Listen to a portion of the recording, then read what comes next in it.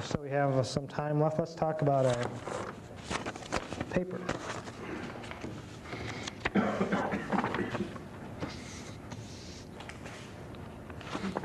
So I was a little busy with stuff this weekend, so I didn't get to read this very carefully. So let's, I'll ask you guys to have any, if you have any particular questions about it. And I know a little bit about it because I've heard it at a meeting talking about it, but let's see if we have anything to talk about.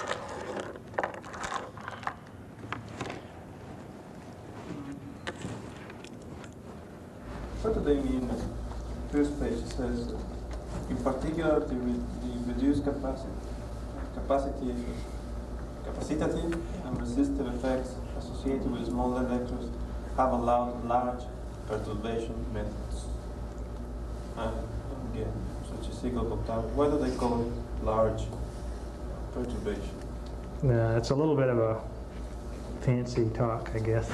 What they're talking about is perturbation. Whenever you do an experiment with a potential change or a current change, what you're doing is you're perturbing it from equilibrium and then observing a sort of response to try to return to equilibrium. And you can do large changes, large perturbations, or small perturbations. So in this case, cyclic voltammetry, you really change the conditions dramatically from equilibrium. You can, going from some concentration at the electrode surface to maybe a zero concentration at the electrode surface. So you really changed it a lot. So that's a large perturbation. On the other hand, you can have a perturbation like a differential pulse voltammetry where your net is, you're close to essentially equilibrium all along this baseline, but you're pulsing just a little bit above equilibrium, so you're just sort of tickling it away from equilibrium and then letting it relax. And so these are smaller, so the pulse methods, or you may apply an alternating voltage on the signal. Technique called AC voltammetry, which we won't have time to talk about, but same idea. So that's what they mean by perturbation methods. They're just talking about microelectrodes having small capacities and resistances compared to big electrodes. And so that means that they can be used at shorter time scales. So they don't have to worry so much about the self-filtering effect of the RC time constant. And that's another thing it's not very clear to me yet. What do they call background? I thought it was current coming from some kind of a reduction from the solvent, but I think that's not exactly what they talk about all the time. Like they say that false methods would reduce background. At least I've read that somewhere. So what do they? Here they say in the first page, the second column. Mm-hmm. At the end of that paragraph, the first one says, making background subtraction procedures mandatory from electrode response capacity currents. Do they mean, what do they mean there by background subtraction? Well, you remember when we talk about voltammetry that there's always a capacitive current that flows, even if it's not very apparent. That slow scans, it becomes large at peak current is proportional to V to the 1/2, but the capacitive current is proportional to the scan rate. So as we scan faster and faster, the capacitive current becomes a larger fraction of the signal. So you might see this curve like this, where here's your peaks, but there's a large passive current. So they're saying you have to subtract off that background current. There are two kinds of background. Yeah, its background can mean capacitive current, and it can also mean in some reaction that is not desired occurring. Usually it's talking about something that's a relatively slow reaction, but is present, has enough current flow that it causes some some interference with the signal that you want to observe. Now, what they're saying there is when you change the electric potential very rapidly, you often have other currents that flow that are not the Faradaic current of interest that you have to subtract off. That's because of this current and capacitance.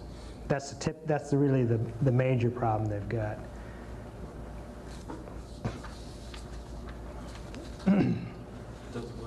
Yeah. Is that electrode suitable for studying like chemical reactions following the electron transfer or so? According to the way that they bump the solution or like spray the solution on the surface. Mm-hmm. Is that correct? That's what it is. Yeah. Is that something, or this is just what they can get out of that kind of electrodes? What they are talking about is that you can get mass transfer at a higher rate, maybe much better than the Well, right. You remember we just talked about mass transfer rates, kinetic. So their velocity is, as they say, is up to 25 meters per second. Or in centimeters per second, that would be 2,500 centimeters per second, right? And as we said, if KF M0 or over M0 is much, much greater than 1, we can study the, let's see, chemical effects.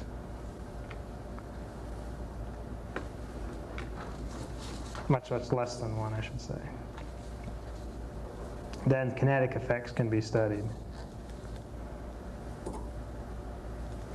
So in other words, if we have a KF of 250, in principle we should be able to, if you assume that velocity is the mass transfer coefficient, which it actually isn't, but that's the idea. If we make the mass transfer coefficient very fast by impinging the solution very rapidly on the system, we can study rapid rates of electron transfer.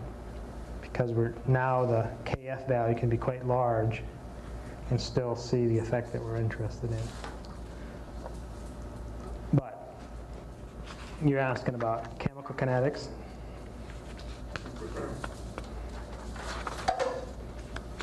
In chemical kinetics, what you should be able to study is, well, I'm not sure that you could study directly chemical processes that are accompanying the electron transfer. You'd have to couple in some other method along with it. This is principally good for studying electron transfer kinetics. If they talk about the highest mass transport rate in figure 5 is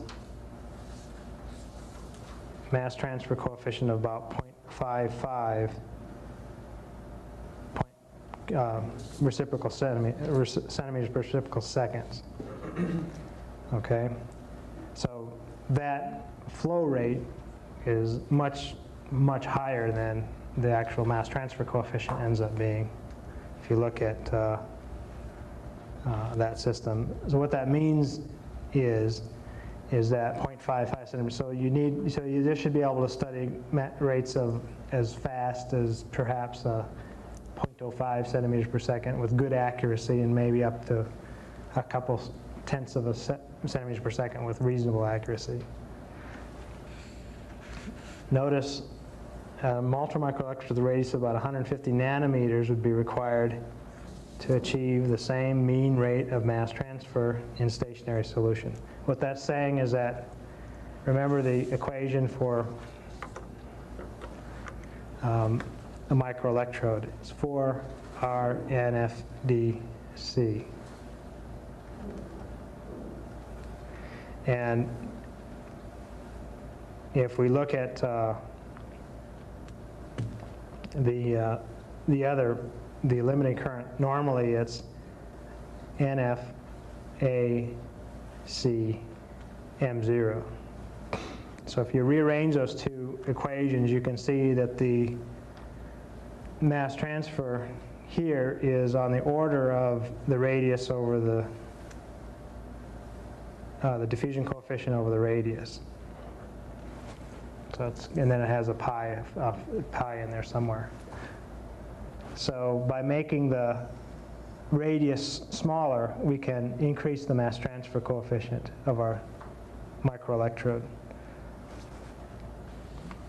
If you can, you see, so that what they're saying is that by having that jet impinging it, they have a rate of mass transfer that would be the same as a microelectrode of about 150 nanometers. And the way they did that was they compared the two to a microelectrode and to another microelectrode.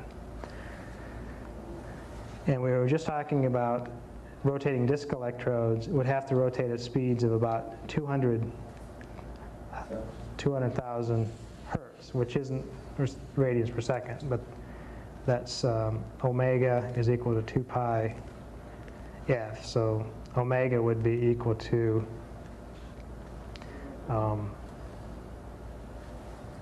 600,000.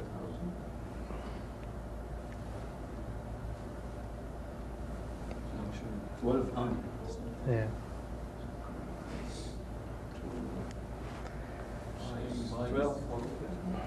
Pi is 3 point something.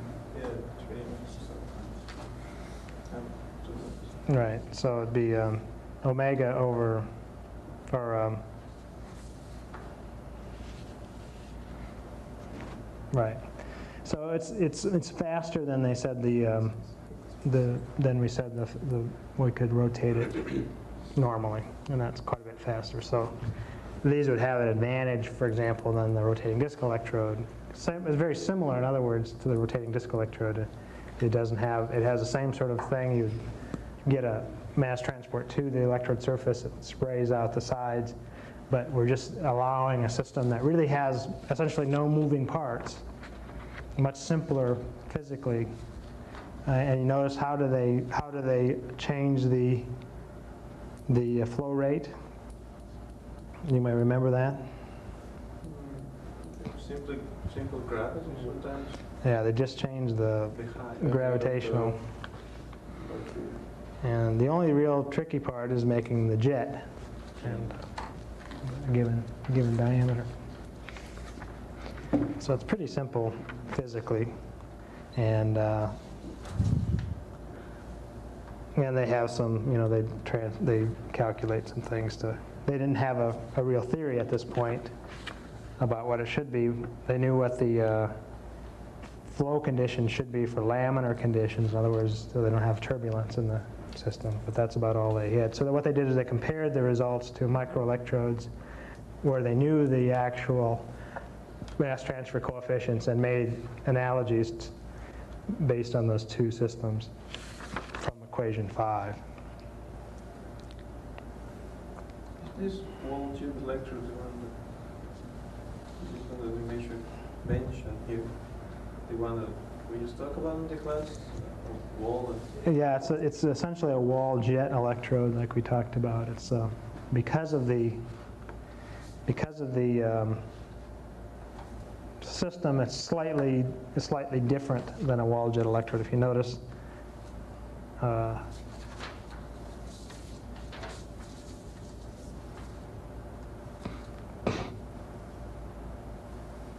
electrode is characterized by, which under most conditions, that for conventionally says wall tube electrode. A similar idea. Wall tube is same idea. You just have a tube of material above an electrode, so it's basically the same thing. The electrode is uniformly accessible again, which means again that the current distribution is the same over the entire electrode, making it simple to understand the kinetic processes. Now, the 0.5 centimeters per second, pretty good. Probably could make it faster, as I said, by making smaller electrodes, smaller nozzles, and making the electrodes smaller as well.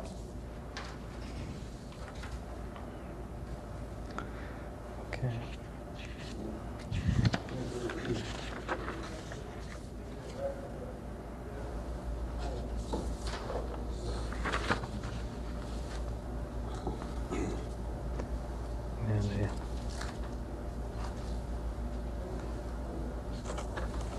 Any other questions about that?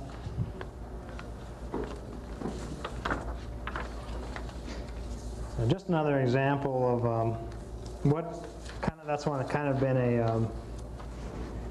a theme of electrochemistry in the last 10, 15 years is minimizing the sensors and the parts and seeing what happens.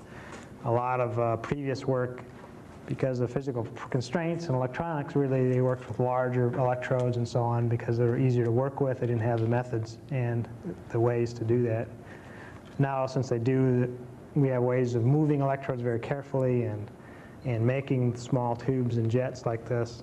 What happens when we do that? So a lot of old-fashioned experiments can be revisited with some new techniques like this one. This is a simple wall tube electrode, but because they can make the nozzle smaller and they have a way to move that nozzle very carefully at a given distance away from an electrode that's on the order of microns, they can improve things quite easily. Now, I said there's no moving parts. In fact, there is a moving part. You have to have a positioner to get that there. But in principle, you could use manual positioners, which are reasonably inexpensive, less expensive than, say, one rotating disc electrode would be. So a rotating ring disc electrode is over $900. So very good one, very expensive. So, but it's still new, so it's not something that people are using all the time. But we may see it. All right, why don't we stop here then and see you next week. So read up on chapter 10, and it wouldn't hurt you to start reading the next one, which I forget. It's in the syllabus though.